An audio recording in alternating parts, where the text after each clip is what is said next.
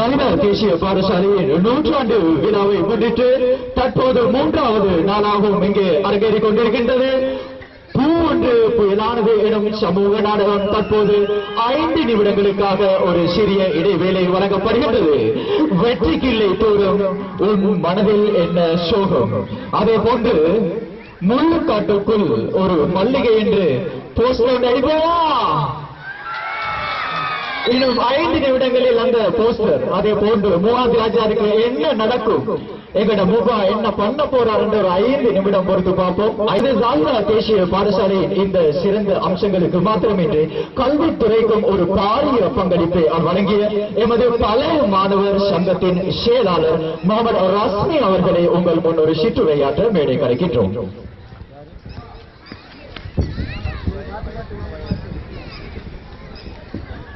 அஸ்ஸலாமு அலைக்கும் வரஹ்மத்துல்லாஹி வபரகாத்துஹு.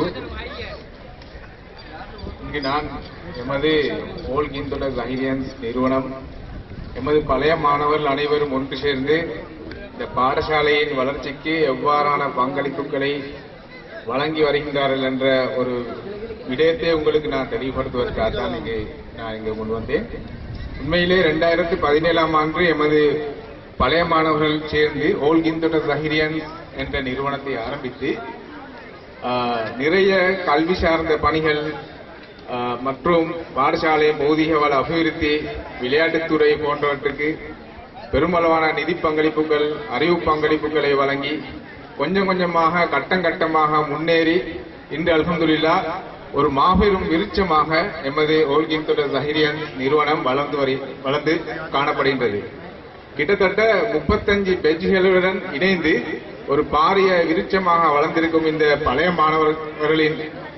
மாணவர் சங்கம், இதன் உறுப்பினர்கள் பழைய மாணவர்கள் தங்களை உடலாலும் அறிவாலும் நிதியாலும் பெரிய அளவில் அர்ப்பணித்து உங்கள் பிள்ளைகள் கல்வி கற்கும் இந்த பாடசாலையின் வளர்ச்சிக்காக பெரும் பங்காற்றிக் கொண்டிருக்கின்றார்கள். நீங்கள் கண்டிருப்பீர்கள், இந்த பாடசாலையின் 100ஆண்டை முன்னிட்டு எமது ஒவ்வொரு பெஞ்சும் நிறைய கிட்டத்தட்ட 35 பௌதிக ரீதியான அபிவிருத்தி பணிகளை மேற்கொண்டார்கள். பாடசாலை இப்பொழுது எப்படி காட்சி அளிக்கின்றது என்று உங்களுக்கு பார்த்தால் புரியும். சில்ட்ரன் பார்க் மற்றும் ஏனைய விளையாட்டு திடல்கள், கட்டிடங்கள், பாடசாலையின் சுற்றுப்புற சூழல் அழகுபடுத்தல், இப்படி கிட்டத்தட்ட சுமார் 1.5 கோடி ரூபாய்க்கு மேலதிகமாக எமது பழைய மாணவர்கள் தங்கள் சொந்த நிதியால், நீங்கள் யாரும் நினைக்க கூடாது நாங்கள் எந்த பெரிய தனவந்தர்களையும் போய் நாடவில்லை, எந்த தனவந்தர்களையும் போய் நான் கரைச்சல் கொடுக்கவில்லை. எல்லோருமே சின்ன சின்ன பொடியம்மார்கள் இருந்து தங்களுடைய கையால் போட்ட பணத்தை கொண்டுதான் சுமார் 1.5 கோடி ரூபாய்க்கு அதிகமான ப்ரொஜெக்டுகளை, பௌதிக வள திட்டங்களை செய்திருக்கின்றார்கள். அத்தோடு மாத்திரமல்லாமல் இந்த நிறைய இந்த புரோகிராம்கள், பாடசாலையின் ஓக், பெரட், டூர்னமெண்ட், அதே போல இந்த டிராமா, இதுக்கு அடுத்த நடக்க போகின்ற கார்னிவல், இப்படி எல்லா நிகழ்ச்சிகளுக்கும் எமது பழைய மாணவர்கள் தான் தங்கள் சொந்த பணத்தால் செலவழித்து இந்த நிகழ்ச்சியை நடத்தி கொண்டிருக்கின்றார்கள். நாம் கல்வி கற்கின்ற காலப்பகுதியில் எமக்கு என்று ஒரு பழைய மாணவர் சங்கம் இருக்கவில்லை. எமக்கு ஒரு பழைய மாணவர் சங்கம் இருந்து எமக்கு உதவி செய்வதற்கு அப்படி ஒரு சங்கம், ஒரு அமைப்பு நாம் படிக்கின்ற காலத்தில் இருக்கவில்லை. ஆனால் உங்கள் பிள்ளைகள் கல்வி கற்கின்ற இந்த காலப்பகுதியில் எமது பழைய மாணவர்கள் முழு அர்ப்பணிப்புடன் செயலாற்றிக் கொண்டிருக்கிறார்கள். இந்த நேரத்தில் நாம் எமது பொறுப்பை செய்து கொண்டிருக்கின்றோம்.